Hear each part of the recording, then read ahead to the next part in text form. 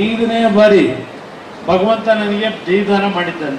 5ನೇ ಬಾರಿ ನಿಮ್ಮಗಳ ಆಶೀರ್ವಾದದಲ್ಲಿ ನಾನು ಉಳಿಲಿಕ್ಕೆ ಸಾಧ್ಯ ಇಲ್ಲ ಅಂತಕ್ಕಂಥ ಒಂದು ಸನ್ನಿವೇಶದಲ್ಲಿ ಇವತ್ತು ನಿಮ್ಮ ಮುಂದೆ ಇಷ್ಟು ಸದೃಢವಾಗಿ ಬಂದು ನಿಂತಿದ್ದೇನೆ ಅಂದರೆ ನೀವು ತೋರಿಸಿರ್ತಕ್ಕಂಥ ಶುಭ ಆರೈಕೆಗಳು, ನಿಮ್ಮ ಪ್ರೀತಿ ವಿಶ್ವಾಸ.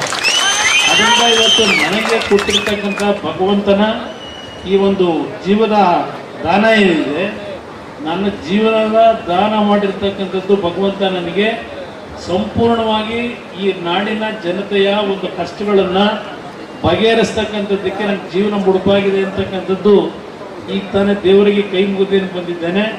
ಅಲ್ಲಿ ಕಲ್ಲಿನ ದೇವರು, ಇಲ್ಲಿ ನೀವು ಕೂತಿದ್ದೀರ, ನೀವು ನನಗೆ ನಿಜವಾದ ದೇವರು, ಇದು ನಾನು ಅನ್ಕೊಂಡಿದ್ದೇನೆ. ಅದರಿಂದ 5ನೇ ಬಾರಿ ಭಗವಂತ ನನಗೆ ಜಯದಾನ ಮಾಡಿದ್ದಾನೆ. 5ನೇ ಬಾರಿ ನಿಮ್ಮಗಳ ಆಶೀರ್ವಾದದಲ್ಲಿ ನಾನು ಉಳಿಲಿಕ್ಕೆ ಸಾಧ್ಯ ಇಲ್ಲ ಅಂತಕ್ಕಂಥ ಒಂದು ಸನ್ನಿವೇಶದಲ್ಲಿ ಇವತ್ತು ನಿಮ್ಮ ಮುಂದೆ ಇಷ್ಟು ಸದೃಢವಾಗಿ ಬಂದು ನಿಂತಿದ್ದೇನೆ ಅಂದರೆ ನೀವು ತೋರಿಸಿರ್ತಕ್ಕಂಥ ಶುಭ ಆರೈಕೆಗಳು, ನಿಮ್ಮ ಪ್ರೀತಿ ವಿಶ್ವಾಸ.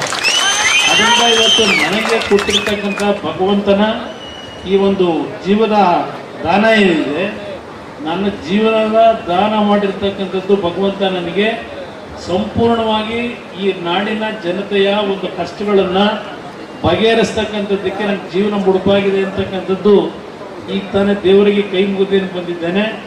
ಅಲ್ಲಿ ಕಲ್ಲಿನ ದೇವರು, ಇಲ್ಲಿ ನೀವು ಕೂತಿದ್ದೀರ, ನೀವು ನನಗೆ ನಿಜವಾದ ದೇವರು, ಇದು ನಾನು ಅನ್ಕೊಂಡಿದ್ದೇನೆ. ಅದರಿಂದ 5ನೇ ಬಾರಿ ಭಗವಂತ ನನಗೆ ಜಯದಾನ ಮಾಡಿದ್ದಾನೆ. 5ನೇ ಬಾರಿ ನಿಮ್ಮಗಳ ಆಶೀರ್ವಾದದಲ್ಲಿ ನಾನು ಉಳಿಲಿಕ್ಕೆ ಸಾಧ್ಯ ಇಲ್ಲ ಅಂತಕ್ಕಂಥ ಒಂದು ಸನ್ನಿವೇಶದಲ್ಲಿ ಇವತ್ತು ನಿಮ್ಮ ಮುಂದೆ ಇಷ್ಟು ಸದೃಢವಾಗಿ ಬಂದು ನಿಂತಿದ್ದೇನೆ ಅಂದರೆ ನೀವು ತೋರಿಸಿರ್ತಕ್ಕಂಥ ಶುಭ ಆರೈಕೆಗಳು, ನಿಮ್ಮ ಪ್ರೀತಿ ವಿಶ್ವಾಸ.